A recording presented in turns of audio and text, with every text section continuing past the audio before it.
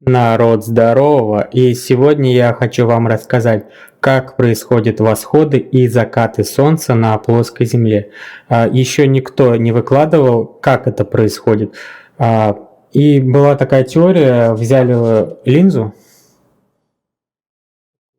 для чтения. Видите мое лицо?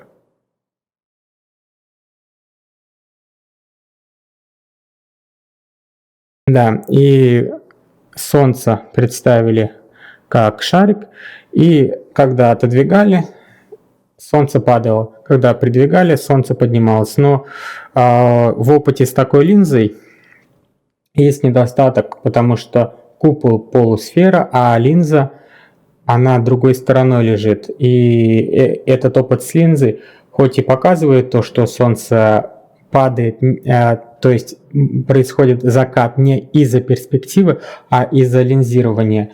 Но эта линза не доказывает, потому что, чтобы доказать с такой линзой, надо, чтобы была половина линзы. А с половиной линзы Солнце уходит вверх. То есть оно заката не происходит.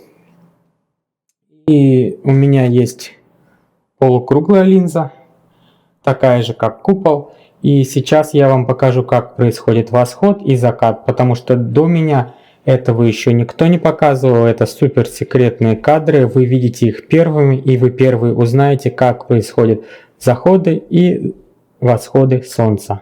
Так как поступил запрос снять изнутри вот такой линзы свет фонарем не сверху, чтобы камера не сбоку стояла, а снизу, я так и поставил эту линзу на камеру, снял то, что снимает камера, и сбоку снял то, что снимает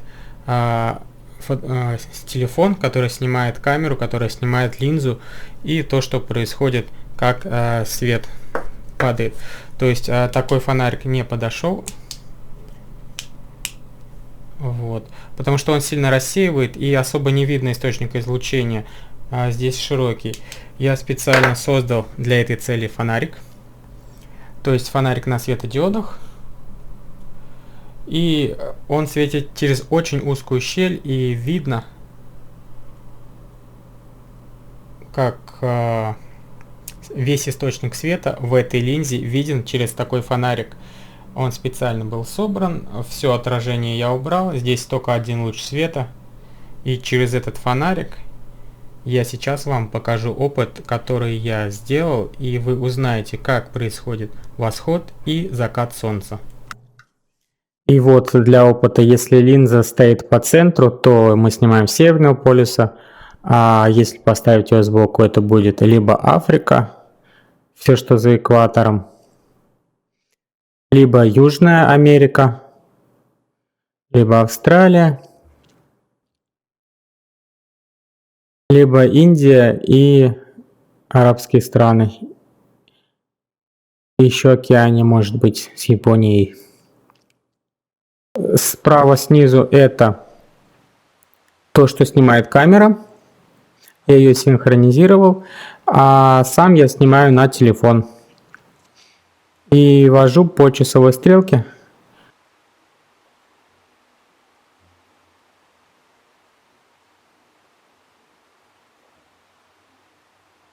Вот, здесь линза как раз стоит не по центру, а сбоку. И свечу фонариком по часовой стрелке. Фонарик идет по часовой стрелке, делаем фигуру инь-янь.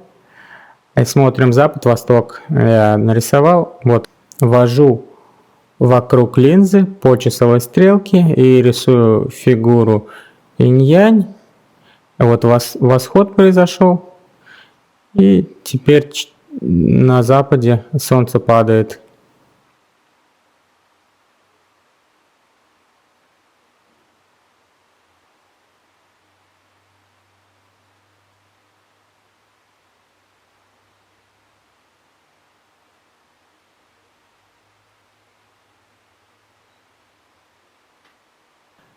Вот на западе упало, на восходе солнце встает.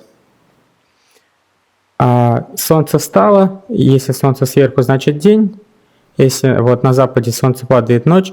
Снизу почему мы не видим, потому что Земля не идеально плоская, есть горы, есть деревья, и ниже горизонта мы свет не видим. Нижняя линия – это горизонт. И еще туманность есть до 10 километров. В основном не видим снизу солнце, потому что есть какие-то неровности, горы, леса. А сверху мы видим солнце, потому что нет никаких препятствий. Про туманность я рассказывал в видео, можете пересмотреть на моем канале. Вот восход, солнце встает, идет по небосводу сверху, вверх это небосвод, запад падает. Смотрите или затем видео, но, по-моему, очевидно, что это железное доказательство того, как восходит солнце на плоской земле и как оно заходит.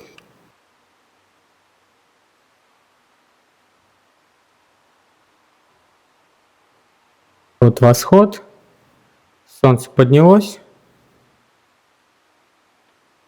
а фонарик я по часовой стрелке веду. И вот заход уже на западе.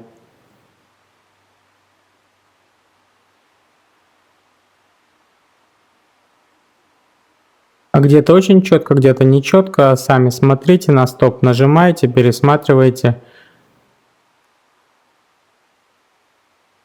Вот закат. Вот опять восход.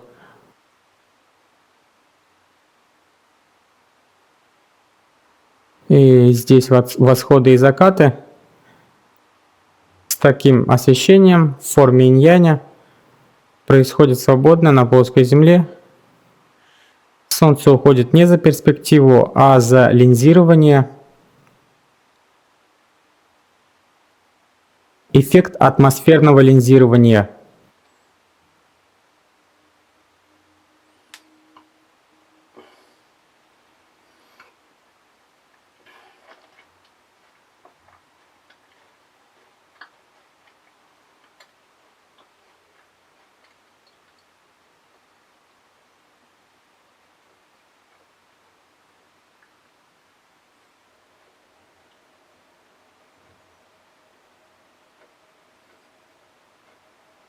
И веду по часовой стрелке, на западе солнце падает, на востоке оно восходит. Теперь покажу, где я делал эксперимент. Вот камера, фонарик и линза, и телефон, на который я снимал. Вот полукруглая линза.